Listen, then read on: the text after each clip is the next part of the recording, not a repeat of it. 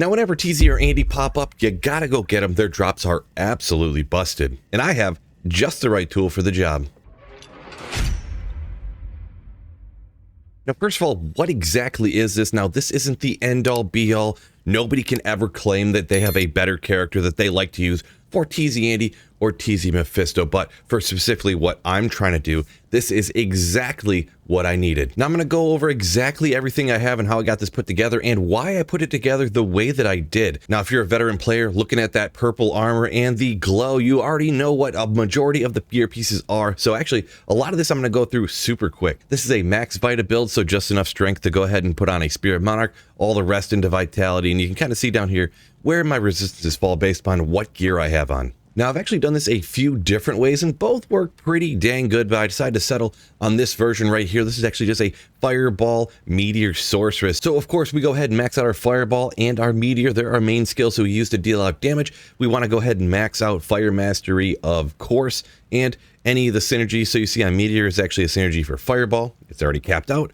And for Fireball, Meteor's a synergy, but they both have a Fire Bolt. So we went ahead and capped that out as well. Now we actually have so many points remaining because this is a super high level character. If you're not as high of a level, you're not going to be able to do this perhaps, but we capped out Warmth, and that's because we're not using an insight on this character. This way we get our mana regenerate back as fast as possible, and we can go ahead and utilize an Infinity on our Mercenary, spoiler alert for later, to go ahead and output a little bit more damage. Over on the lightning skills, pretty standard right here. We go 1 point into Telekinesis, 1 point down to Teleport, and 1 point over to Static. You see down here, it looks like we put something into Lightning Mastery, but we didn't. We just get that from the actual gear we're wearing. Now over on the Cold skill tree, once again, super standard, 1 point wonder into Frozen Armor, and once again, the Cold Mastery, we didn't put any in there. You see, we get that skill from the items. Now onto the gear, and this doesn't really look like a normal character. You notice mostly because of the charms down there. We'll get to that in just a second, but we'll just quickly go over the most obvious pieces. You can see it's glowing gold right here with all the purple all over, and that's because we're using a full Tal Rasha set. This is probably the best full set in the entire game.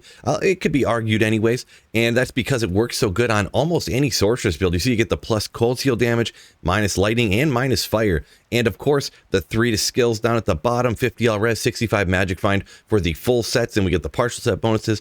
We get the stuff that's actually on the orb here, and we're going to look at all the other things real quick. But man, the full Tal set, absolutely spectacular. So we got right here the lidless eye for the orb. We got the armor. We got the helmet up here. We go ahead and got the amulet, and we got the belt down here to complete the 5-piece set. Now, why specifically did I go with the full 5-piece set? You can have a great build, and it might even be better if you went with the 3-piece Tals, which would be the belt, the armor, and the amulet, and then you go ahead and throw up like the Shaco Oculus, or go ahead and Heart of the Oak over here, something like that. But what I set it up this way for is because I feel like I was wasting so much time constantly transferring gear from one character to another whenever TZ Andy or Meph popped up, because you'd always want to run at the sorceress, you'd always constantly be, respecking, and losing that kind of time constantly transferring and respecking actually then kind of, I wouldn't say completely defeats the purpose, but you're really cutting into the amount of time that you could be farming whatever Terra Zone or whatever area you were farming before, and Darl Mephisto, or cutting into the Andy or Mephisto TZ. So you never want to do that. And the thing is, with a full Tal set,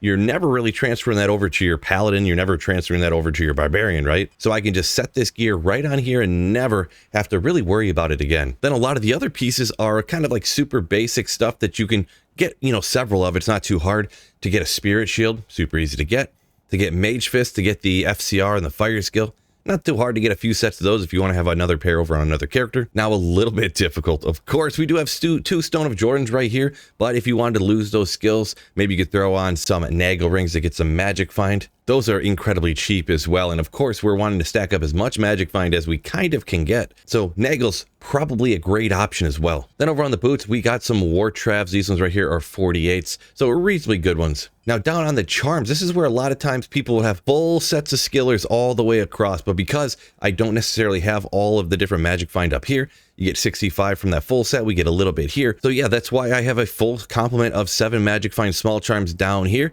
That makes up a ton of magic find, and because I'm really hunting those super rare uniques with this, trying to get from TZ Andy and Meph, and I almost exclusively only use this for TZ Andy and Meph, I didn't feel that the extra plus skills, even though it does increase your damage, looks like a good amount. it almost doesn't affect the kill speed like at all, even on players of 7-8 difficulty. If you go from 12,000 damage to 15,000 damage, but you're still hitting TZ Andy with like 5 fireballs before she dies, with either way, then it doesn't matter if you get more damage. The more damage isn't actually increasing the kill speed. So that's why I thought it beneficial, even though diminishing returns on Magic Find, I thought it was a great idea to stack up all these 7 MF charms down here specifically for the TZ Andy Meph farmer. And as for charms, of course, you gotta have a Geeds, you gotta have a Torch and Annie. Ooh, rough Annie, I know. I'm gonna get a better one here in the future. Now over on Swap, of course, we got a Call to Arms. Ooh, that's a beautiful one right there, 2 battle orders, but it's not even super important how good it is here. And of course, we got another Spirit Shield. Now for the Merc, we got the Act 2 Merc, and which one you go with, probably not that important. This one I actually had a Prayer Merc. You could go with the Defiant, you could go with the Coldor. It's honestly not gonna be that important because Andy and Meph both die so fast. Your Mercenary does almost nothing.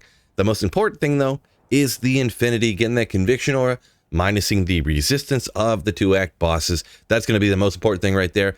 And along with things that probably aren't that important, but I decided to go with Andala's Visage and a Fortitude here. Really, whatever gear you kind of had here probably isn't going to be that important because, like I said, once again, Annie Mephisto dies so fast, it's really not going to matter. A lot of people love looking at the advanced stat page here. For the important things anyways, we got 443 Magic Find, a real great number there. We've got the 105 FCR breakpoint, and go ahead and ponder any of the other things that you can see there that are going to be important to you. Now, to mention the other thing I wanted to note, I need to jump out here to where you pick your characters, and you notice up at the top I have 2 sorceresses, D2 Karen and Felicia. Now, the reason I did this is I did another playthrough with another character here on offline single player.